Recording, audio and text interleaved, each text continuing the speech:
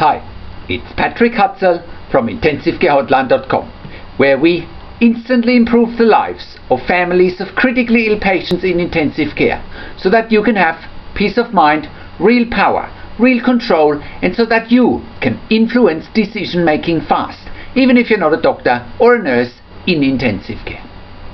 This is another episode of Your Questions Answered, and in last week's episode I answered another question that our readers ask quite frequently, and the question last week was: how long do you need to be on a ventilator after a lung transplant? You can check out the answer to last week's question by clicking on the link below this video. In this week's episode of Your Questions Answered, I want to answer another question from one of our readers, and in this week Trudy from the UK asks: my mother is in intensive care after her heart stopped. We believe that the intensive care team is keeping her sedated and paralyzed for longer than necessary. What should we do? Hi Patrick. My mother is currently in intensive care in England. At about 5 a.m. on Sunday morning, my father heard her making a choking noise and nudged her. There was no response. He shouted for my brother, who tried to get her to respond, and then started CPR immediately. The ambulance arrived and the paramedics restarted her heart. She had a couple of shocks, but it only restarted after an IV was put in. Her heart started beating and she was transferred to hospital. On admission, she was still unconscious, but she was breathing. At hospital, they checked her heart with an angiogram and it was fine. CT scans showed no signs of stroke or pulmonary embolism. The scans all looked very clear at this stage, except for some pneumonia at the top left portion of her lung. We still don't know why her heart stopped. She was short of breath the day before and has very bad asthma. The doctors don't seem to think this was the issue, but they don't seem to know what was. My mother did well Sunday, was very stable, but obviously highly sedated. She was opening her eyes and her pupils were dilating. They started removing sedation yesterday. She started to move about, but without apparent consciousness, so she didn't squeeze the nurse's hand. They kept trying to get up, gagging at the tube in her mouth. When my brother, father and myself were there, we looked at her and she appeared to look at us. We asked her to blink if she could hear us, and she gave a strong and definite blink. We asked her a series of questions, and to answer by blinking, and to us non-medical professionals, the blinks looked purposeful and her head was turned to us. The nurses didn't see this, unfortunately. I also believe after request she squeezed my hand weakly. She was still half sedated at this point. The doctors thought her blinks might be involuntary facial tics, and of course they are experts, but they also didn't witness it. Anyway, we as a family objected to being asked to leave the bedside at one point whilst they, quote unquote, freshened her up, and it got a bit tense. We did our best to explain later that we are a bit overawed and want to be involved. We weren't rude, but we were persistent and questioning. However, following this, a decision to resedate her was made, and she's been given paralysis drugs to stop her trying to take over her breathing. Apparently, her patterns were interfering with ventilation. In the morning, the nurse explained the ventilator was on a mode where she could take over ventilation and take her own breaths. Later that day, after sedation, the ventilator was still on that mode and she had started to breathe. The nurse seemed pleased and then a doctor immediately came over and told her to turn the ventilator off that mode. I've just phoned this morning and my mother is still heavily sedated and more paralysis drugs have been admitted. Sorry for so much detail. I'm trying to include everything that might be relevant. My question really is, we understand she's probably suffered from hypoxia and will have issues from that. But even so, wouldn't a transition through a vegetative state to minimal consciousness, where I think she is at the moment, and then possibly on to further recovery be possible, and at this early stage, wouldn't it be anticipated in fact? Should we object to ongoing sedation and paralysis drugs? How best should we get the doctors on side at this point? What are the pertinent questions for the medics? I should add that my mother is 59 and apart from asthma and a bad back is in good health. Thanks for looking at this. I hope you are able to give me a few pointers. I also understand that outcomes for my mom might be poor, but we don't want to write her off yet. Thank you, Trudy. Hi Trudy, I'm very sorry to hear what you, your family, and most of all your mother are going through. It must have come as a big shock to you and your family. However, reaching out for help and doing your own research is a good thing to do, and I strongly recommend it. I also want to thank you for writing in such great detail, as it will help me to answer your question appropriately and to the best of my abilities. It's difficult to say for me from a distance what has caused your mother to go into cardiac arrest. The asthma might have caused it, maybe the pneumonia, but it's all speculation from afar, especially if the angiogram was negative and the CT scans were negative as well. But let's look at the current and most pressing issues that you and your family are facing. And first of all, congratulations for questioning things. I can see that you are different already. Most families of critically ill patients in intensive care don't question. They take everything for face value the intensive care team is telling them, and by doing that, they have no peace of mind, no control, no power, and no influence. From what you are describing, there is absolutely no reason why your mother should have been resedated and even been paralyzed. It sounds to me like you and your family know your mother well, and if you think that she was communicating appropriately non-verbally, then there is no reason why the intensive care team should question that. Having said that, it's nothing unusual when critically ill patients come out of an induced coma that they are fading in and out of consciousness, and responses can vary. However, it also sounds to me like your ability to appropriately assess your mother's responsiveness has been questioned by the quote-unquote expert intensive care team. And they are experts in their own right. However, they should absolutely listen to you and they should be paying attention to your observations. I can also only congratulate you for not wanting to leave the bedside of your mother while the nurses wanted to freshen up your mother. Keep standing your ground. The first question you should ask if they want you to leave the bedside is, do they have anything to hide? I think it's more than appropriate to have family members at the bedside if basic nursing care is done. Most intensive care teams, however, prefer not to have families at the bedside for basic nursing care or for ward rounds. I think that's highly inappropriate in this day and age, and the problem is that most families of critically ill patients in intensive care are buying into the perceived authority and the perceived power of the intensive care team. Even worse, they are intimidated. So, keep standing your ground and don't worry what they think or do. Just continue on the path that you believe is the right path to pursue. I also strongly recommend that you continue to control what you can control, which is obviously by questioning things and doing your own research, and don't worry too much about what you can't control.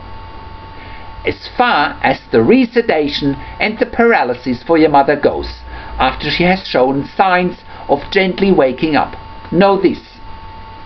You are absolutely correct to point out that transitioning through a vegetative state to minimal consciousness, where you think she is, and then possibly on to further recovery, would be more than desirable, and it also sounds to me like it's achievable from what you are describing.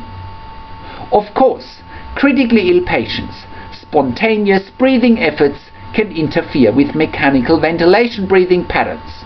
However, paralysis should be a last resort, and as a first step, your mother should have been given a chance to wake up. It doesn't sound to me like she hasn't been given the chances yet, and if the intensive care team hasn't given her this chance yet, then there must have been a medical reason for it. Given that all her CT scans weren't showing any damage, I believe it would be very important to reduce sedation, wake your mother up, and assess her neurologically. This is even more important in light of the fact that she had a witnessed cardiac arrest. However, it seems unclear whether she had any time without any cardiac output and without perfusion. If she did have a period with no cardiac output, she would be at risk of having a hypoxic brain injury, meaning there was no or reduced oxygen perfusion to the brain for less than 3 minutes. You can also check out a related article below this video. The article is "What is the prognosis after my critically ill loved one's brain has not had sufficient oxygen supply or hypoxic brain injury?" You can click to this article by clicking on the link below this video. From what you are describing, Trudy, there is absolutely no reason to resedate and paralyze, as both come with significant risks. I also believe from what you are describing, reducing sedation, getting your mother to breathe spontaneously on the ventilator as quickly as possible so that she can be taken off the ventilator would be more than desirable. Again, mechanical ventilation is more risky than not having a ventilator, and unless there is any reason why your mother can't or shouldn't be weaned off the ventilator for a medical reason, the intensive care team should wean sedation, let your mother breathe on minimal ventilator support if she can, and then take her off the ventilator or extubate her. It also sounds to me that if your mother has been breathing by herself and only then has been resedated and paralyzed, that this might have been the point where the intensive care team decided against getting her off the ventilator as quickly as possible and to not let her breathe by herself. It doesn't make any sense to me that they have decided against trying to take her off the ventilator from what you are describing though, unless there are any other medical reason that would speak against it that you haven't mentioned. To me, it sounds over the top to resedate and paralyze, especially since the nurse in the morning pointed out to you that your mother was breathing spontaneously again. Especially in light of the fact that the nurse has been asked by one of the doctors to change ventilator settings again, and in light of the fact that your mother is breathing spontaneously, makes me wonder whether there are other things going on that you may be unaware of. The first thing you might be asking is whether your mother is enrolled into a medical research study about ventilation and or paralysis. This could well be the case, and medical research is something that's always performed on real, critically ill patients without patients or families knowing about it, let alone having given written or verbal consent. There is also a related article that you can look up below this video, how medical research dominates your critically ill loved one's diagnosis and prognosis, as well as the care and treatment your loved one is receiving or not receiving. Check out this related article by clicking on the link in the written version of this video. Other things, Trudy, you should consider are that whenever there is an out-of-hospital cardiac arrest, in some hospitals that I worked at, we used to deliberately keep patients sedated for 24 to 72 hours to give them the maximum chance of survival and recovery. However, it doesn't sound to me like this has been the case with your mother. Otherwise, you should know about this as you would have hopefully been informed by the intensive care team. Your next steps, I believe, are to ask for a formal family meeting with the intensive care team and get the facts. Also tell them that you want to be well informed about everything that's happening, and tell them that you don't want to leave the bedside when the nurses are doing basic nursing care. I also wouldn't worry too much to get the doctors on side. The reality and the truth of the matter is that most families of critically ill patients in intensive care, quote unquote, suck up to the intensive care team and to the doctors in particular, with the result that the doctors do whatever they want anyway. I have written about this extensively in my free Instant Impact report, and I would highly recommend to download the free report on this website. You can also access an audio or video version of the report once you start downloading it. Therefore, your job, Trudy, is to drive your agenda, irrespective of what the intensive care team thinks. Continue doing your own research. Don't buy into the perceived power and perceived authority of the intensive care team, and keep asking them why they resedated and paralyzed your mother instead of waking her up and aiming to get her off the ventilator. This is your path to peace of mind, control, power and influence. Also, there are numerous other things that are happening behind the scenes in intensive care, and if your mother continues to stay in ICU and continues to be critically ill, you might also want to shed more light on what's happening behind the scenes in intensive care. And again, I've included some related articles about behind the scenes and about family meetings below this video in the written version of this blog. You can check them out by clicking on the links. I also want to address your question, Trudy, from my first quick response about your concern that being difficult and demanding prejudiced them or the intensive care team against us and my mother. I don't want them to lock us out. First of all, Trudy, you probably have already realized that you and your family are in a unique and once-in-a-lifetime situation. Unique and once-in-a-lifetime situations require unique and different responses. A mentor of mine once told me that it's none of your business what other people think about you. Think about it. It's the best advice I've ever been given, because it sets you free from expectations, prejudices and anything else that society or groups of people perceive as normal or as accepting. As long as you operate with ethics and from a moral high ground, I believe that this is the best advice that anyone can ever get. Your job with your mother in ICU is to have peace of mind, control, power and influence. You should stop worrying whether the intensive care team might be prejudiced or not. They can't lock you out. You have rights, so make use of them. The intensive care team has a duty of care for your mother. Your biggest leverage points are to start doing your own research and to start managing the intensive care team, something 99% of families of critically ill patients don't do. And that's why they run into all sorts of challenges and have no peace of mind, no control, no power and no influence. The fact of the matter is that the intensive care team is managing families in intensive care all the time, and they're doing it by positioning themselves as the perceived authority and the perceived power. That's how they get away with things like trying to send you out when doing basic nursing care. So, therefore, my advice is to stop worrying about what the intensive care team and or other people think or say. I really hope that helps, Trudy. Please let me know if you have any other questions. I can also be available for a free 30-minute Skype consultation. How can you have peace of mind, control, power and influence whilst your loved one is critically ill in intensive care?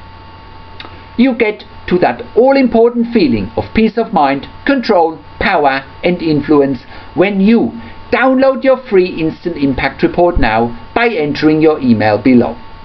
In your free Instant Impact report, you learn quickly how to get peace of mind, real power and real control, and how you can influence decision making fast whilst your loved one is critically ill in intensive care.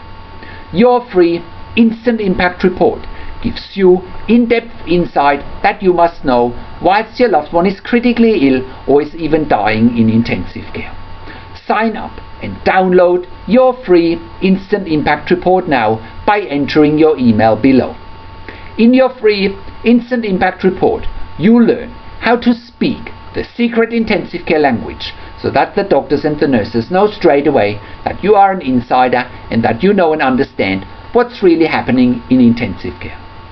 In your free report, you will also discover how to ask the doctors and the nurses the right questions. Discover the many competing interests in intensive care and how your critically ill loved one's treatment may depend on those competing interests. How to eliminate fear, frustration, stress, struggle and vulnerability even if your loved one is dying.